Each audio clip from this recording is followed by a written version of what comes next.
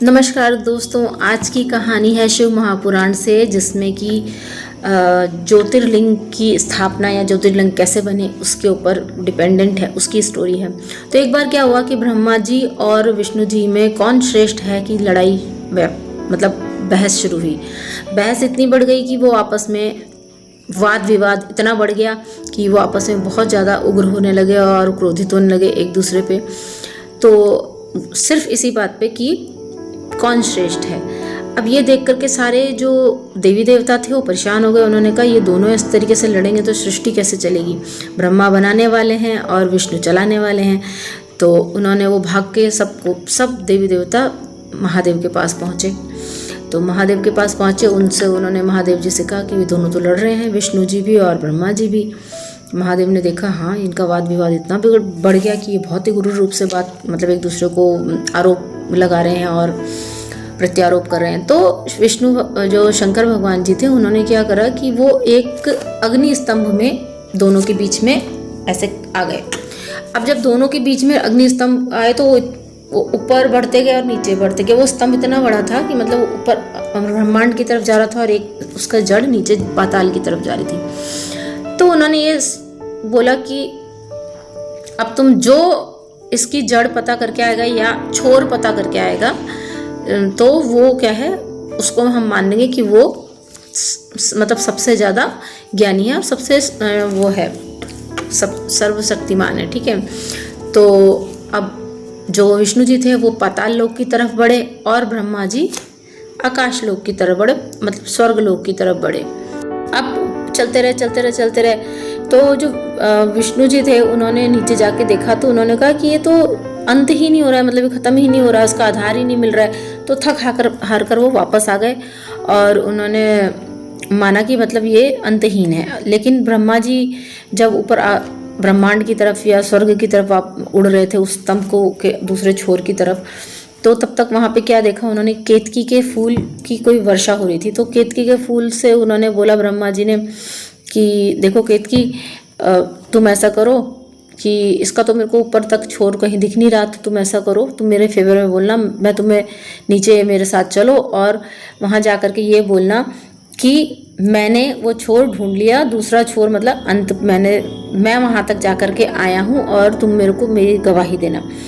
अब नीचे आए। शंकर भगवान जी तो जानते थे कि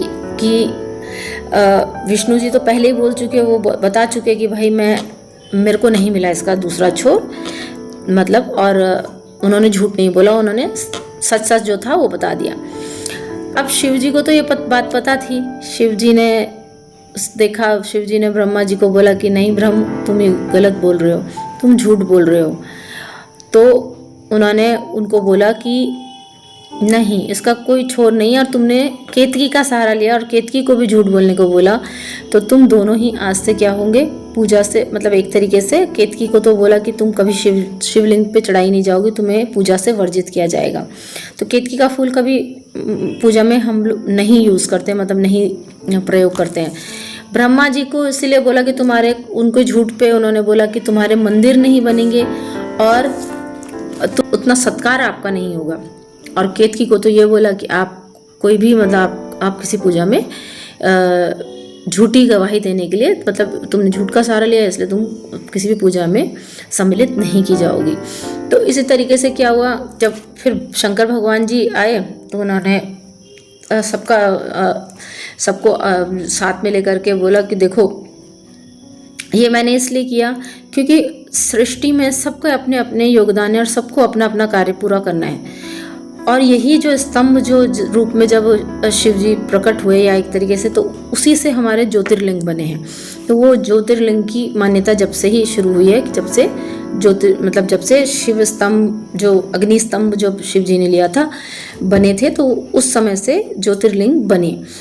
और ऐसे कहते हैं कि जो रुद्राक्ष जो है, शिव जी ने तो इतनी छोटी छोटी चीज़ों को आपको साधना के लिए इतना छोटी छोटी चीज़ें दी हैं जिससे आप शिव जी को मतलब भक्ति कर सकते हैं, आप मतलब शिव जी को प्रसन्न कर सकते हैं। तो कहते हैं कि अगर आप रुद्राक्ष धारण करते हैं अपने शरीर में तो आपको 1/4 पूजा का फल मिलता है सिर्फ रुद्राक्ष धारण करने से। अगर आप जाप करते हैं तो आपको 3/4 फल मिलता है आपकी भक्ति का। और अगर आप प्रॉपर जल डाल के, जो हम नॉर्मली जो हमारा पूजा का एक तरीका होता है, उसको अगर फॉलो करके करते हैं तो आपको पूर्ण फल की प्राप्ति होती है। और शंकर भगवान जी एकमात्र ऐसे देवता हैं जो कि क्षणे रुष्टा क्षणे तुष्टा वाले हैं। तो आप भी शंकर भगवान जी को मनाइए इसी तरीके से, और जो भी आपको लगता है कि आप कर सकते हैं। मेन बात ये होती है कि भगवान ने हमें, मतलब जो हमारा सनातन में जो ये पूजा करने का ट्रेडिशन बना है या पुराने लोगों ने जो बनाया है, वो सिर्फ एक तरीके से अपने आप को किसी के आगे नतमस्तक होने का एक जरिया दिया है कि आप झुकना भी सीखें। अगर आपके पास बहुत कुछ है, लेकिन अगर आपके अंदर विनम्रता नहीं है, आप किसी के लिए झुक नहीं सकते, तो फिर आप इंसान कहलाने लायक भी नहीं है।